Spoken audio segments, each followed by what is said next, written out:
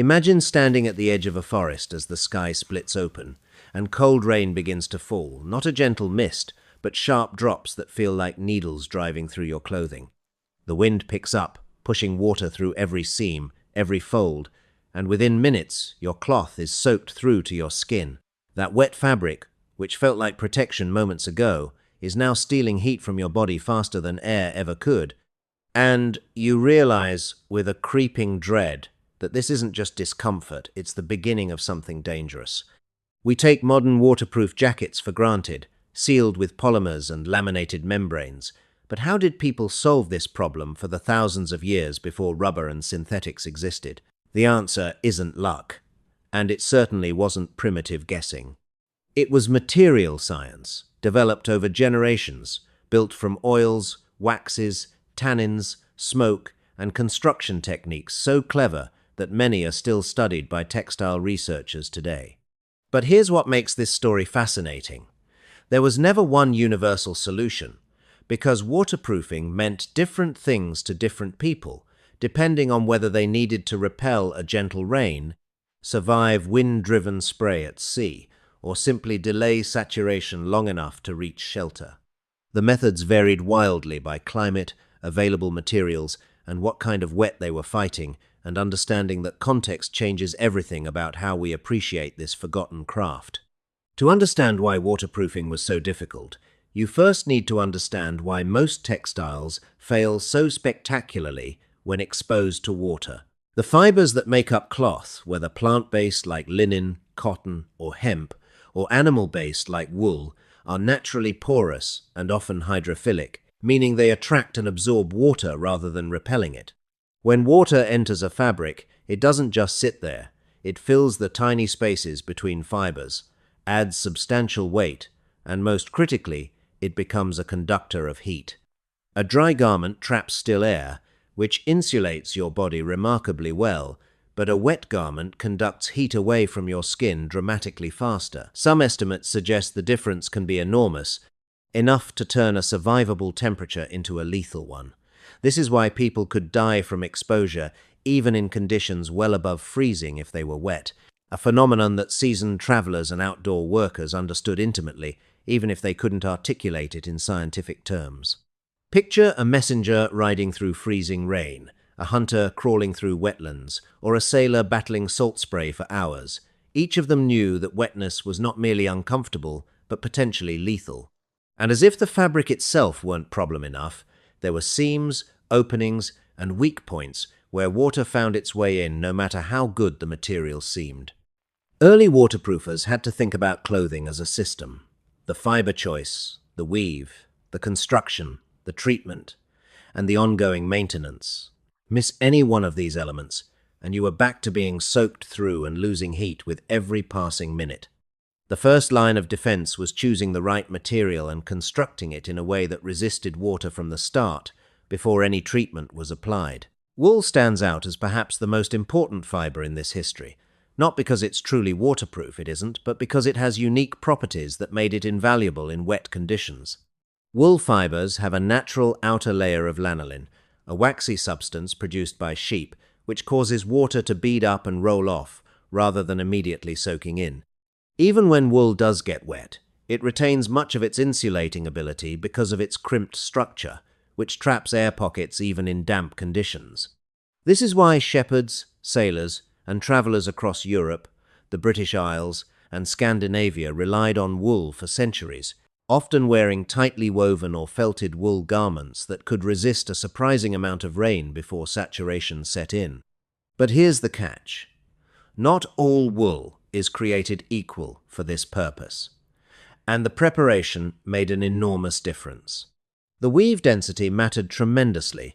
A loose knit would let water through quickly, while a tight, fulled weave could shed rain for hours. Fulling involved pounding and shrinking the woven cloth until the fibers meshed together more densely, closing the gaps that water might exploit.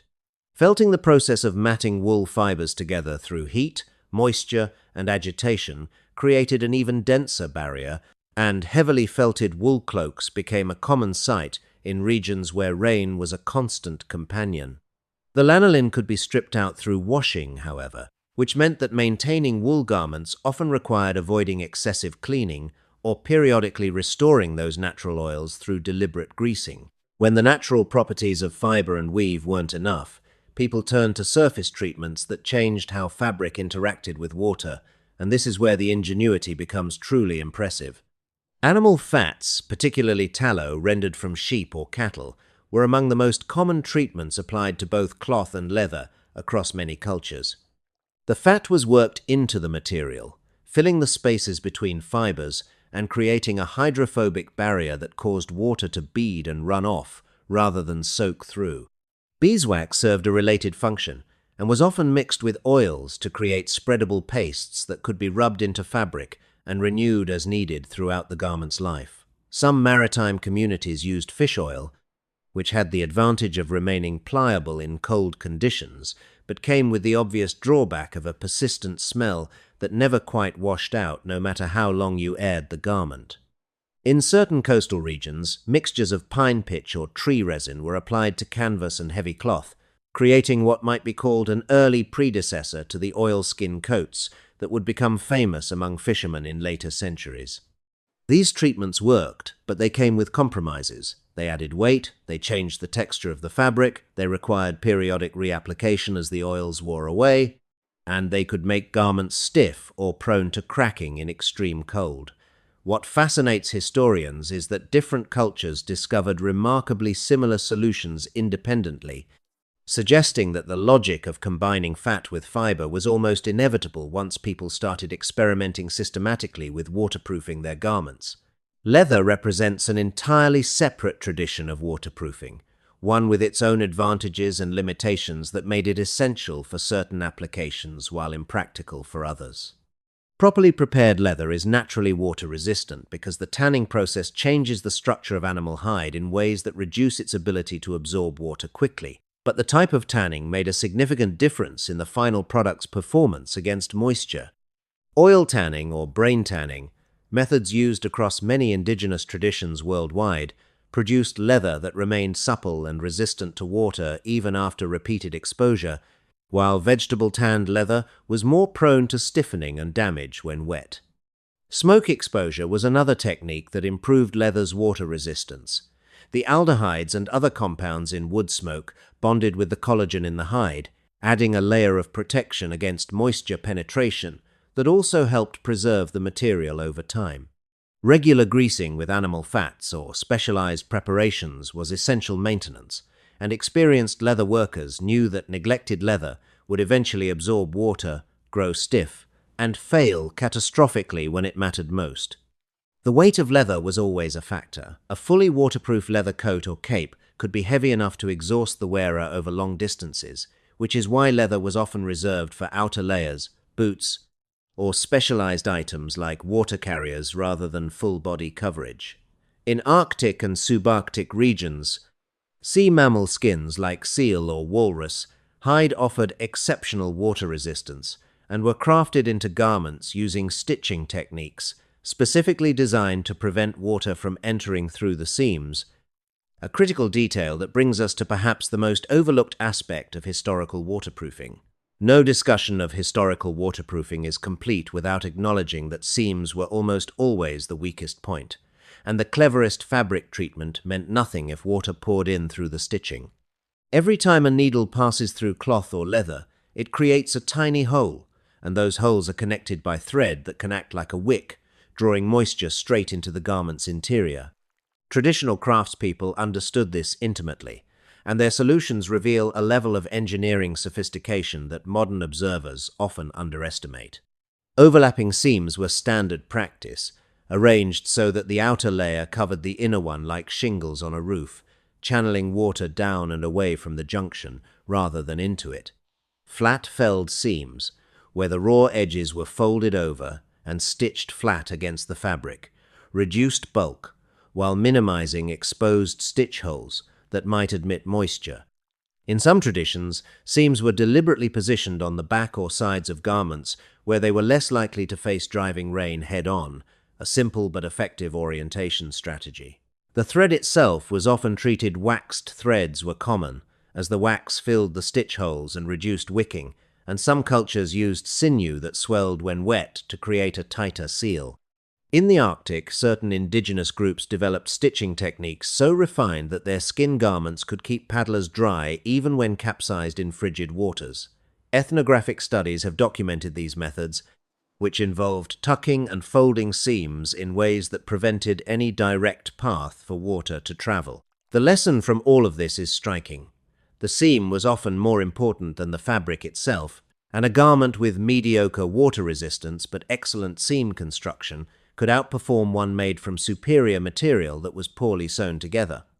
Beyond individual garments, the overall design and layering strategy played a crucial role in keeping people dry, or at least in managing wetness in ways that preserved body heat long enough to survive. Many traditional rain-resistant garments were designed not to be completely waterproof, which would have been impossible with available materials anyway, but to shed water efficiently while slowing penetration long enough to matter. Hoods and capes were shaped to channel water away from the body, often overlapping the shoulders and chest where rain was most likely to run down toward vulnerable core areas. Loose outer layers allowed air circulation, which helped with evaporation if you reached shelter, while tighter inner layers retained body heat even if some moisture made it through the outer defenses.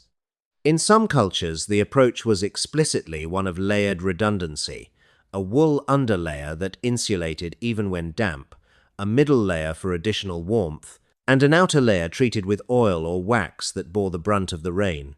If the outer layer eventually saturated, despite everything, it could sometimes be removed and wrung out, while the inner layers continued protecting the wearer from the worst of the heat loss. Rain capes made from tightly woven plant fibers existed in various parts of the world, including Asia and the Pacific, where materials like palm leaves or sedge grasses were layered in overlapping patterns that shed water while allowing the garment to breathe. Each regional tradition reflected local materials and local problems, but the underlying logic, channel water away, delay saturation, preserve warmth, remained remarkably consistent across vastly different cultures and climates. Maintaining waterproof garments was itself a technology, a set of practices and rituals that had to be passed down and renewed with each generation of users. A waxed or oiled garment would begin losing its water resistance within weeks or months of regular use. As friction wore away, the treatment and exposure to sun degraded the protective oils that kept water at bay.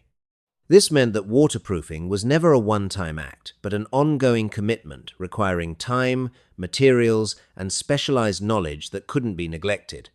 Wool garments were sometimes relanolized by rubbing in sheep's grease or other animal fats. Leather required periodic oiling to stay supple and resistant. Treated canvas needed fresh coats of whatever mixture had been used originally.